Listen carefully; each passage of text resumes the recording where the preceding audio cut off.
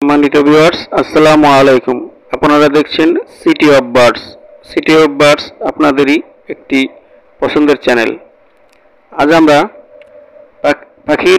বাজিকার পাখির seed mix সম্বন্ধে কিছু আলোচনা করব। সেটি হলো, বর্তমানে আমরা যারা পাখাল আছি বাজিকার পাখি পালন করে থাকি, কিন্তু দুঃখের বিষয় এই বাজিকার পাখির সিড মিক্সের এখন বর্তমানে যে দাম, এই দাম অনুসারে আমরা বাজিকার পাখি পালন করা খুব কষ্টসাধ্য হয়ে গেছে। কারণ বাজিকার পাখির সিড মিক্স বর্তমানে বাজার খুব চড়া। এখন আমাদের করণীয়, প্রথমে আমরা বাজিকার পাখিকে খাবার দেব মেপে। মেপে বলতে আমরা বুঝি যে একটি পাখি যতটুকু পরিমাণে খাবার লাগে, একটি বাজিকার পাখিকে গড়ে 30 গ্রাম থেকে 35 গ্রাম খাবার সারাদিনে লেগে থাকে। তো আমরা যে পরিমাণে পাখি থাকে এই পাখির খাবারটাকে আমরা দুবেলা ভাগ করে দেব। আর সকাল টাইম থেকে আমরা সব ফুড দেব। সব ফুডে বিভিন্ন ডাল এবং ভুট্টা এবং বুট ডাবলি এগুলো সবই থাকবে। তারপর আমরা শাকসবজি দেব।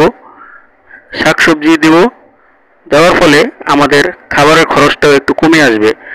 তারপর চিড়ার গুঁড়ি দিতে পারি সব ফুডের সাথে। তারপর সব ফুডের সাথে আমরা ক্যালসিয়াম মিনারেল ব্লক দিতে পারি। এভাবে আমরা দিয়ে খাবারের খরচটাও কমিয়ে আনবো। পাখির জন্য এটা বেশ ভালো, কারণ পাখিকে যদি আমরা শাকসবজি সব ফুড দিয়ে থাকি, বাচ্চাও হৃষ্টপুষ্ট হবে এবং পাখিও ঠিকমতো ডিম বাচ্চা করবে। আর একটু উড়াউড়ির জায়গা দিতে হবে, যাতে পাখিগুলো ঠিকমতো ঠিকঠাক থাকে, তাদের বডি ফিট ঠিক থাকে। আরেকটি গুরুত্বপূর্ণ বিষয়ে আলোচনা করব, সেটি হলো, আমরা পাখি যখন কলোনিতে পালবো তখন বাচ্চাগুলো সবসময় আলাদা করে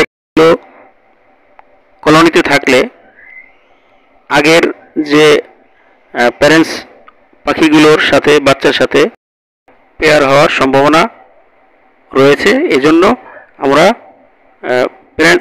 বাচ্চা পাখিগুলো সরিয়ে ফেলবো এবং পূর্বের প্যারেন্টস পাখিগুলো কলোনিতে থাকবে। সম্মানিত ভিউয়ার্স, ভিডিওটি যদি আপনাদের বিন্দুমাত্র উপকার আসে অবশ্যই সাবস্ক্রাইব করুন এবং আমাদের পাশেই থাকুন।